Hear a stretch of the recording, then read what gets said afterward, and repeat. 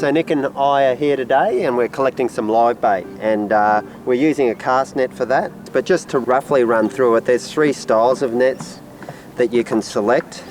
This first net that I've got here, it's sort of a general purpose net. The benefit of this is that all of the, it has bottom pockets, bottom lead line and pockets, and the benefit of it is that as you throw it out and when you draw it in, these pockets here will pull together, and in the pocket they will catch the fish and the prawn. Great for things that are hardy like prawns and mullet, but for things like herring they're not quite as good, things that are really soft and will die quickly. So this second net is called a drawstring net.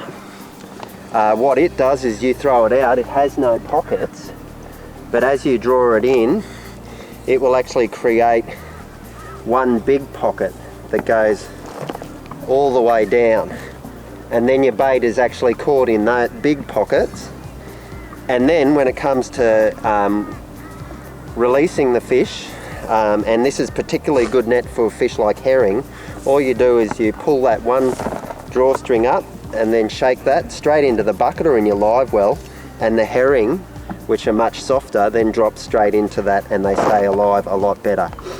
A third type of net, particularly for those who like prawning, is these dedicated top pocket nets. So in these nets, this doesn't have a, once again doesn't have the pockets at the bottom, but what it does have is a top pocket.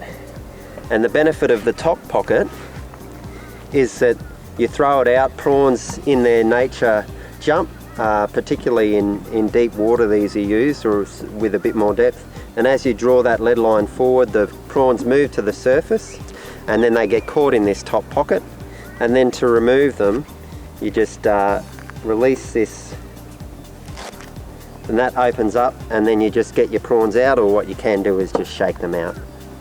So they're the 3 types of nets, each have a different application. If you were starting out, you'd just go for a general purpose net like this with the pockets in.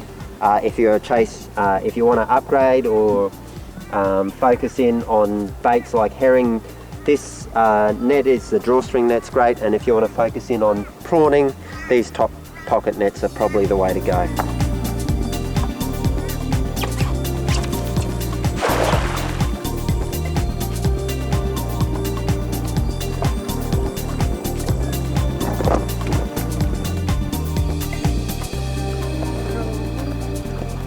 And we'll just quickly run through how to cast a net. So there's many different ways. I'll use one.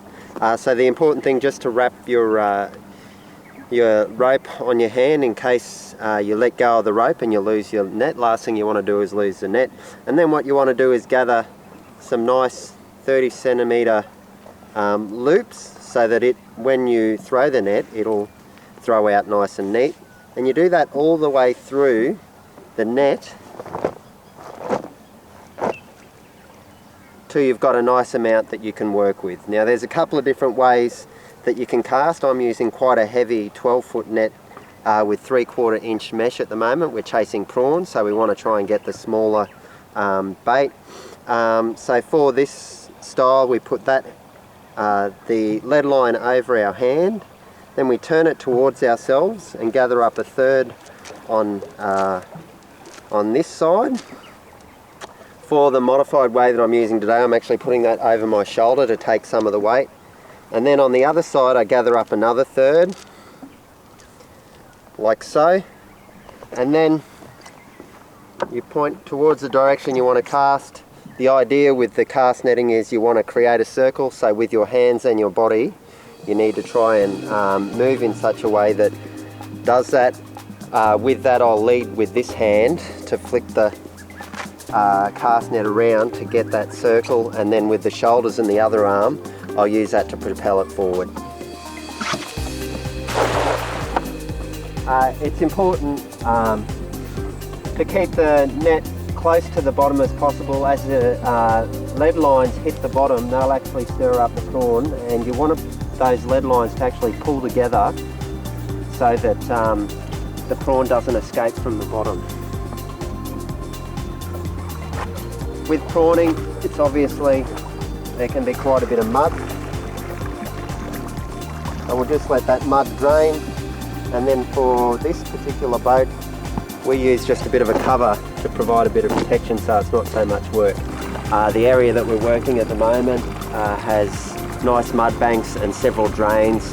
The best time to try and get these prawns is on the lower tide, because what happens is those drains drain out, and with that they bring the prawn and concentrate the prawn at the front of the drains, and the benefit of that obviously is that it's a lot easier to get the bait.